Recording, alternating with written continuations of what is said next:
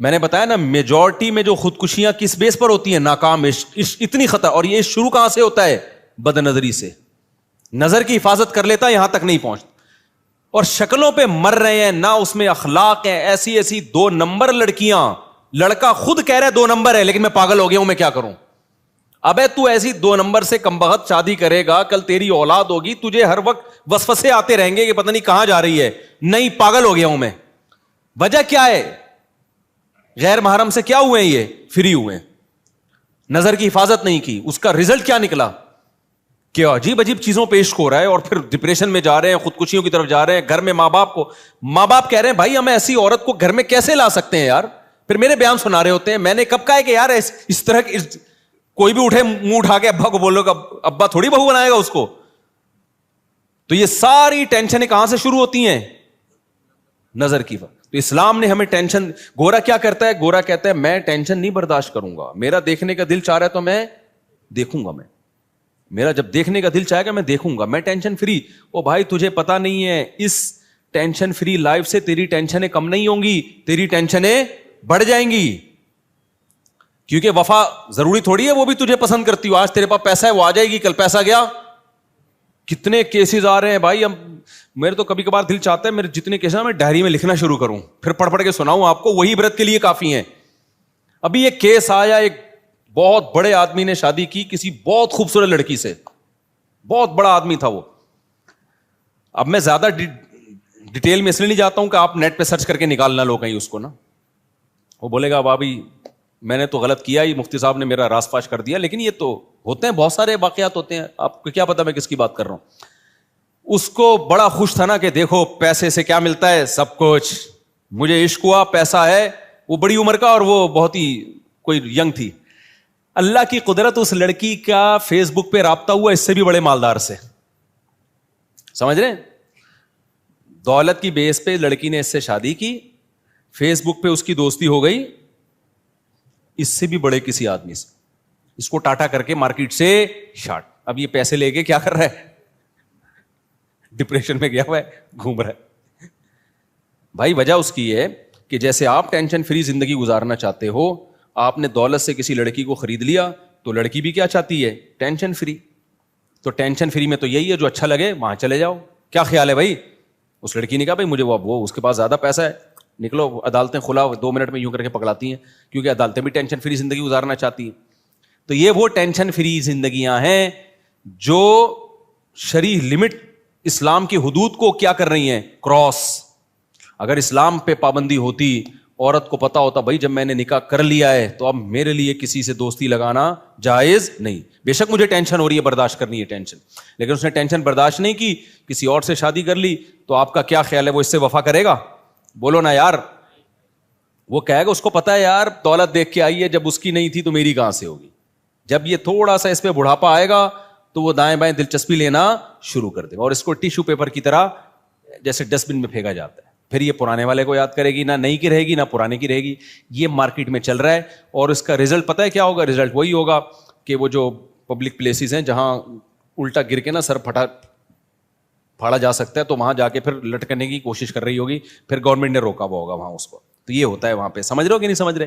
تو اسلام نے جو پابندیاں میرے بھائی لگائی ہیں، ان پابندیوں میں وقتی ٹینشن ہے، لیکن یہ ٹینشن آپ کو بہت بڑی بڑی ٹینشنوں سے بچا لیتی ہے. لوگ باپ کے باغی ہو جاتے ہیں نا، اولاد باپ کی کڑوی کسیلی برداشت نہیں کرتے، تو نتیجہ کیا نکلتا ہے؟ باپ سے ریلیشن ختم. بہت دفعہ باپ جائیداد سے آگ کر دیتا ہے. ابھی ڈیفنس کا واقعہ میں نے چند دن پہلے سنایا تھا آپ لوگوں کو. ڈیفنس میں واقعہ ہوا کہ ابا جو ہیں وہ بچے کو بلا رہے ہیں امریکہ سے، ابے میں بیمار ہوں خدمت کے لیے آ جا. اب بچے کو دلچسپی نہیں ہے. وہ پریشان کہ یار میں نے کھلایا پلایا، میں نے ان کی پڑھائی پہ اتنا خرچ کیا، اتنا سب کچھ کرنے کے بعد اب میرے بڑھاپے میں تنہا میں دیواریں دیکھ رہا ہوں. بڑھاپے میں تو باپ چاہتا ہے نا اولاد ساتھ میں رہے. تو نتیجہ کیا نکلا ہے؟ اس نے بڑی ہوشیاری کی، ساری پراپرٹی کا مالک بنا دیا اپنے گھر کے چوکیدار کو. وہ بیچارہ پٹھان سیدھا سادہ سا چوکیدار، وہ خدمت کر رہا تھا اس کی، اس نے ساتھ نہیں چھوڑا، بغیر کسی لالچ کی خدمت کی کہ یار ایک بوڑھا آدمی ہے، میرا سیٹ ہی ہے نا. اولاد بے وفا نکلتی اگر شہوت پرست ہوگی، دین نہیں ہوگا. چوکیدار گھر کا با وفا ہو جائے گا اگر وہ دین اور مذہب پہ چلتا ہے. اس چوکیدار نے اپنی خواہشات کو قربان کیا. کس کے لیے؟ اللہ کے لیے. یار میرا سیٹ ہے, اس کا نمک کھاتا ہوں میں, بیمار ہو گیا, اس کی خدمت کرتا ہوں. اس پہ اتنا محبت آئی, پیار آیا, پورا بنگلہ اور جتنی کروڑوں کی پراپرٹی تھی ساری کا مالک چوکیدار کو بنا دیا. اب جب ڈیتھ ہوئی ہے تو وہ سارے آ گئے, جیسے کوے نہیں آتے یا گدھ آتے مردہ کھانے کے لیے, تو وہ بیٹے بیٹیاں سارے امریکہ سے اور ادھر مختلف ملکوں سے آ گئے, جو بھی 2-4 بچے تھے ان کے. تو پتہ چلا کہ وہ تو ساری پراپرٹی گئی. تو شور مچا رہے ہیں, یہ کیا کر دیا, ہمارے باپ نے گالیاں دے رہے ہیں. مجھے جب اطلاع ملی نا, میں نے کہا خاندانی باپ کیا ہے, میں نے کہا بہترین کیا کام. مجھے بڑا مزہ آتا ہے ایسے لوگوں کے ساتھ. لوگ کہتے ہیں نہیں ایکچولی ایسا نہیں ہونا چاہیے, وہ غلط تھے تو تم تو غلط نہ کرو. نہیں بھائی, ایسا کچھ بھی نہیں ہے.